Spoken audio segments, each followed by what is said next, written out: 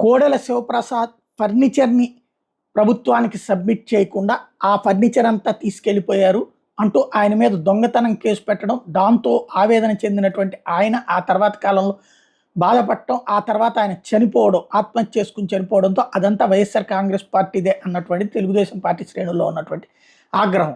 అలాంటి పరిస్థితి జగన్‌కి కల్పించాలనుకున్నారు. అందుకనినే ప్రభుత్వం మారిన తర్వాత జగన్ దగ్గర ఉన్నటువంటి ఫర్నిచర్ ఏదైతే ముఖ్యమంత్రిగా ఉన్నటువంటి సందర్భంలో ఉన్నటువంటి ఫర్నిచర్‌ని 2 రకాలుగా పెడతారు. ఎవరున్నా సరే. ఆ మంత్రులదైనా ఇదంతా గూడా. ఆ ఫర్నిచర్‌ని తిప్పి తీసుకుంటాం ప్రభుత్వం. లేదంటే ఆ ఫర్నిచర్‌కి ఇంతని డబ్బులు పెట్టి ఇచ్చేసి ఆ ఫర్నిచర్‌ని వాళ్ళ దగ్గరే ఉంచుకోవడం. అట్లా తీసేసుకోమని చెప్పి జగన్ కార్యాలయం లేఖలు రాస్తున్నా ఇంతవరకు తీసుకోలేదు. పైగా పత్రికల్లో, టీవీల్లో కాస్త హడావిడి చేయించారు. ఇప్పుడు ఇప్పటికి 4 సార్లు వైసీపీ లేఖ రాసింది. లేళ్ల అప్పిరెడ్డి పార్టీ కార్యదర్శిగా లేఖ రాశారు. ఇప్పుడు మరొకసారి లేఖ